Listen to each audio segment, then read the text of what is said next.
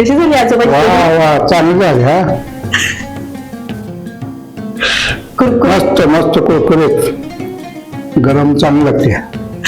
15 August 26 जानेवारी असली की जिलेबी घेण्यासाठी खूप गर्दी असते आणि त्यातल्या त्यात हरियाणा स्पेशल जिलेबी असेल तर तुडुंबच गर्दी असते.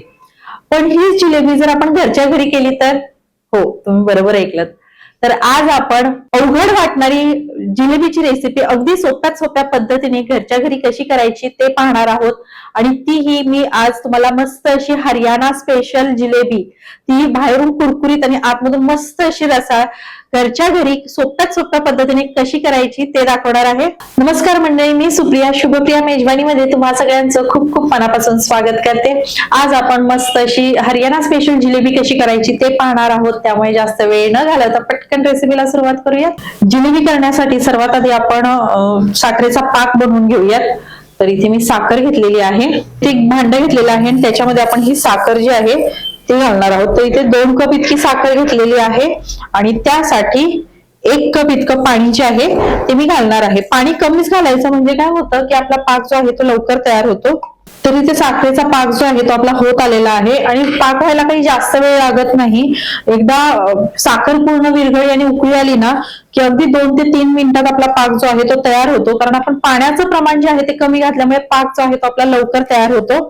आता परफेक्ट जिलेबीसाठीचा पाक झालाय की नाही हे कसं ओळखायचं ते तुम्हाला मी दाखवते.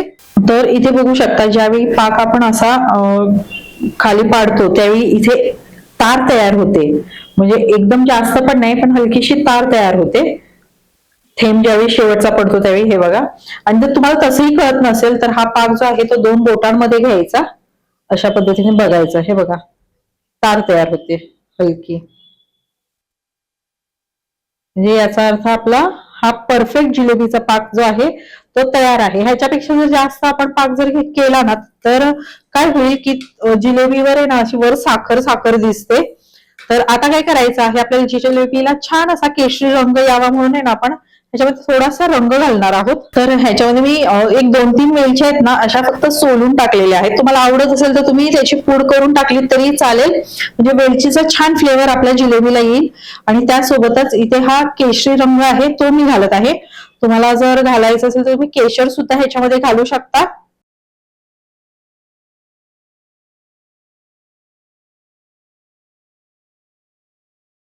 तर इथे आपला मस्त असा जिलेबीचा पाक, तुम्ही रंग बघू शकता,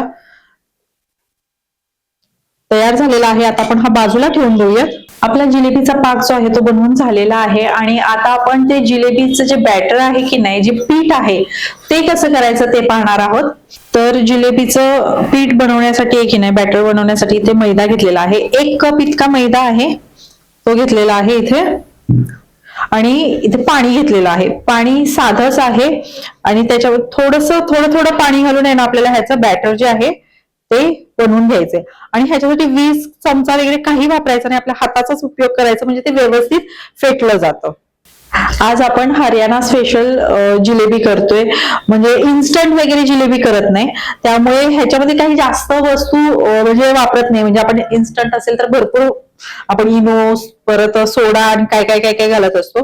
तर ह्याच्यामध्ये ते बाकी काही घालण्याची गरज नाहीये. अतिशय कुरकुरीत आणि चविष्ट अशी जिलेबी जी आहे ना ती बनवून तयार होते. आता हे पीठ भिजवताना आहे ना थोडं थोडं पाणी घालून गुठळ्या मोडत मोडत आपल्याला हे पीठ जे आहे ते भिजवून घ्यायचं आहे. कोणत्याही प्रकारची गुठळी ह्याच्यामध्ये राहिली नाही पाहिजे. आपण ह्या बॅटरसाठी ना मैदा आहे ना चाळून घ्यायचा, म्हणजे गुठळ्या आहे ना कमीत कमी होतात. आणि जिलेबी हा जो पदार्थ आहे ना तो भारतीयांमधला ना एक लोकप्रिय पदार्थांपैकी एक पदार्थ आहे. पण तुम्हाला एक गंमत माहिती आहे का ह्याची, की जिलेबी जी मूळ आहे ना ती भारतातली नाहीच आहे. म्हणजे ही मिठाई जी आहे ती भारतातली नाहीये. ही मिठाई भारतामध्ये आलेली आहे इराण मधून. तर इथे आपलं बॅटर जे आहे ते परफेक्ट असं भिजवून झालेलं आहे. म्हणजे अशा पद्धतीचं आपल्याला पाहिजे, इतकं पातळ. हे बघा, ह्याच्यापेक्षा जास्त पातळही नको आणि ह्याच्यापेक्षा घट्टही नको, म्हणजे परफेक्ट असं हे झालेलं आहे. आता ह्याच्यासाठी आहे ना 1 कप आपण पाणी घेतलं होतं, त्यातलं इतकं शिल्लक राहिलेलं आहे. तर इथे कशा पद्धतीचं बॅटर करायचं हे तर कळलेलं आहेच, पण आता काय करायचं आहे, ह्याच्यामध्ये आपल्याला पाणी वगैरे काही घालायचं नाही, पण हे बॅटर जे आहे ना एक 5 ते 6 मिनिटं आहे ना एकाच दिशेने आपल्याला हे फेटायचं आहे.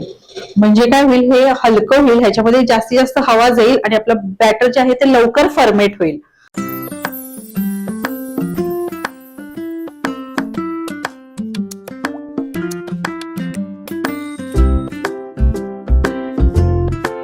तर इथे आपलं जिलेबीचं पीठ जे आहे ते व्यवस्थित फेटून झालेलं आहे. आता सर्वात महत्वाची स्टेप, आपल्याला हे फर्मेट करायला ठेवायचं आहे. तर फर्मेट करण्यासाठी आहे ना कमीत कमी एक 12 तास तरी आपल्याला हे ठेवायचं आहे. उन्हाळ्याचे दिवस असतील तर 12 ते 13 तासात हे व्यवस्थित फर्मेट होतं. पण जर का थंडीचे दिवस असतील तर जास्त वेळ सुद्धा लागू शकतो, 16-17 तास सुद्धा लागू शकतात. तर आपण हे फर्मेट होण्यासाठी ठेवून देऊयात. तर हे जे बॅटर आहे ना ते आपण बाजूला फर्मेट करण्यासाठी ठेवूयात. मी आधीच एक बॅटर तयार करून ठेवलं होतं जेणेकरून आपला वेळ वाचावा म्हणून. तर इथे हे बॅटर आहे जे मी आदल्या दिवशी करून ठेवलेलं आहे. ते तुम्हाला दाखवते कशा पद्धतीने फर्मेट झालंय ते. तर इथे पाहू शकता हे आपलं जे बॅटर आहे ते अशा पद्धतीने फर्मेट झालं पाहिजे, म्हणजे आपली जिलेबी जी आहे ती जबरदस्त होते. तर आता आपण हे मिक्स करून घेऊयात एकदा. हे बघा, असं जे आहे ते बॅटर आपलं झालं पाहिजे परफेक्ट. आता हे फर्मेट झालेलं पीठ सुद्धा आपल्याला जरासं फेटून घ्यायचंय आणि हे फेटताना आहे ना ह्याच्यामध्ये आपल्याला मैदा घालायचा आहे थोडा.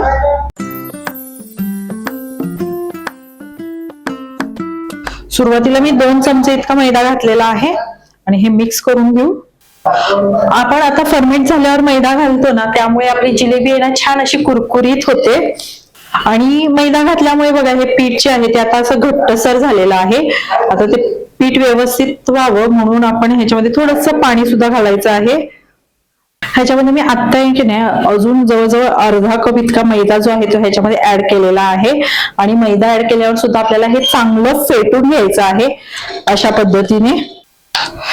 पद्धतीने आपल्याला की नाही हे फेटून घ्यायचे, कमीत कमी 3-4 मिनिटं फेटून घ्यायचं. आणि ही स्टेप आहे ना भरपूर महत्वाची आहे बरं का. तर इथे हे आपलं जिलेबीचं बॅटर जे आहे ते झालेलं आहे. हे बघा अशा पद्धतीचं.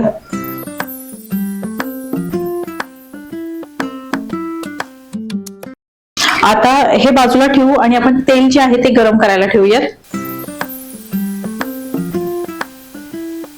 तर जिलेबी तळण्यासाठी आहे ना इथे आपल्याला जे काही भांडं घेणार ना ते असं पसरट घ्यायचं आहे. तुम्ही बघू शकता ही कढई कशी पसरट आहे. अशाच पद्धतीचं भांडं घ्यायचं आहे. तुमच्याकडे कढई नसेल ना तर आपला जो फ्राय पॅन असतो ना तो घेतला तरीही चालेल. फक्त तो असा खोलगट नको, तशी पसरट पाहिजे, म्हणजे जिलेबी आपल्याला व्यवस्थित पाडता येते. आता जिलेबी पाडण्यासाठी मी अशा पद्धतीची बॉटल घेतलेली आहे. हे बघा, त्याला इथे असं होल आहे. आता ही बॉटल घ्यायची सॉसची, किंवा ही जर तुमच्याकडे नसेल ना तर अशा पद्धतीची जी केकला आयसिंग करायची पायपिंग बॅग येते की नाही, ही जरी वापरली तुम्ही तरी चालेल. इथून कट द्यायचा आहे तुम्हाला.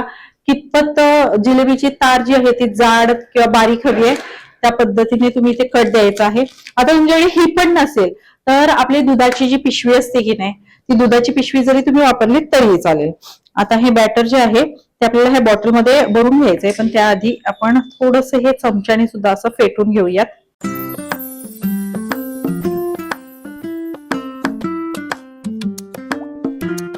आपलं तेल गरम होते तोपर्यंत आहे ना काही टिप्स आहेत जेणेकरून तुमची जिलेबी परफेक्ट होईल. तर त्या टिप्स काय आहेत ते आपण जाणून घेऊयात.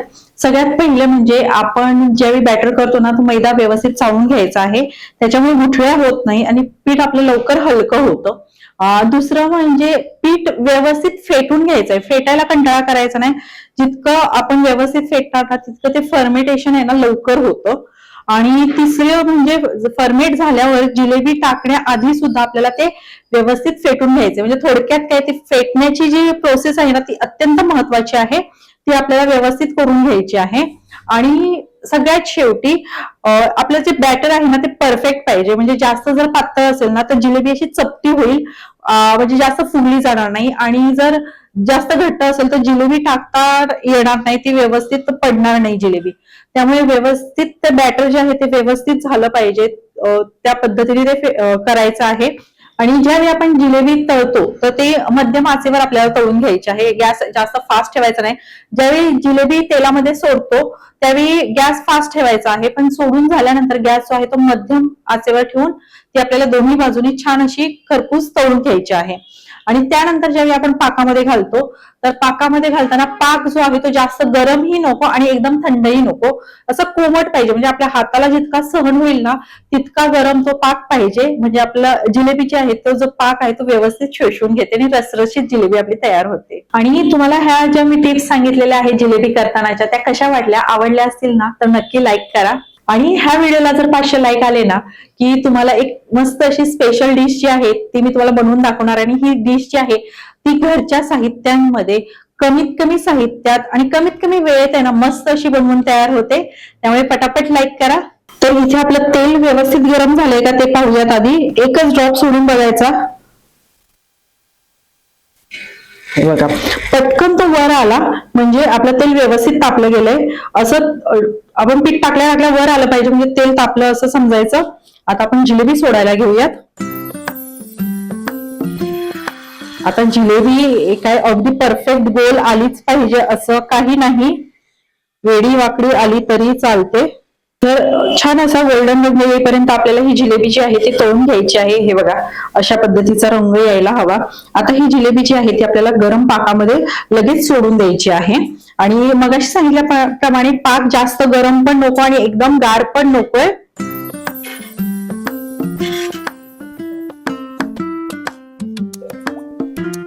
एका बाजूला मी झाऱ्याने ही अशी खाली दाबून भरते, म्हणजे काय होईल की आपली जिलेबीमध्ये पाक आहे ना तो आतमध्ये छान असा मुरला जाईल किंवा शोषला जाईल. आता सॉसच्या बॉटलनी जिलेबी कशी पाडायची ते आपण पाहिलेलंच आहे. तुम्हाला मी पायपिंग बॅगने सुद्धा आपण जिलेबी कशा पद्धतीने पाडून घ्यायची ते दाखवते. आता इथे पायपिंग बॅग मध्ये मी जिलेबीचं बॅटर जे आहे ते भरून घेतलेलं आहे आणि इथून कट मारलेला आहे. आता तुम्हाला जिलेबी कितपत बारीक किंवा कितपत जाड हवे त्याप्रमाणे इथे कट करून घ्यायचं आहे. आणि इथे आपण ही जिलेबी अशा पद्धतीने सोडून घ्यायची आहे.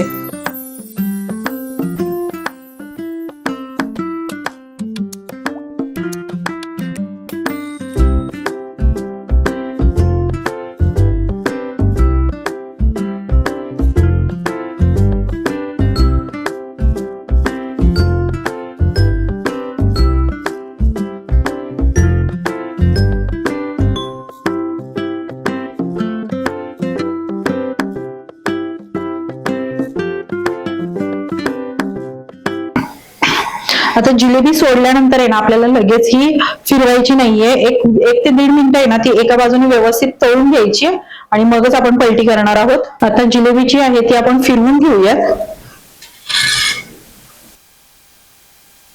हे बघा रंग त्याचा बदललेला आहे. आता दुसऱ्या बाजूने सुद्धा छान अशी तळून घेऊयात.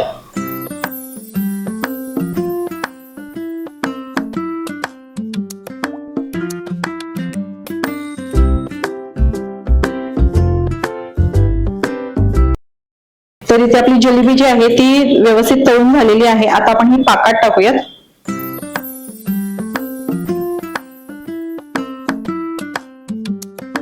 तर इथे आपली सर्व जिलेबी जी आहे ती बनवून झालेली आहे आणि तुम्ही इथे पाहू शकता आपली जिलेबी मस्त अशी कुरकुरीत आणि आतून अशी रसरशीत अशी झालेली आहे.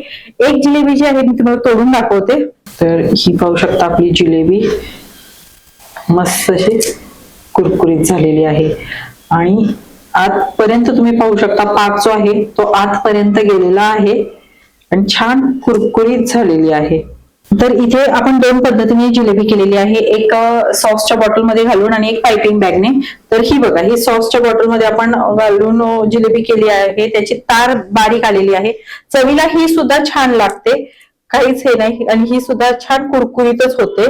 आणि पायपिंग बॅग मध्ये जी आपण घातली होती त्यावेळी त्याचं कापताना आपण थोडंसं मोठं कापलं होतं कारण जेणेकरून जिलेबी जाड होईल.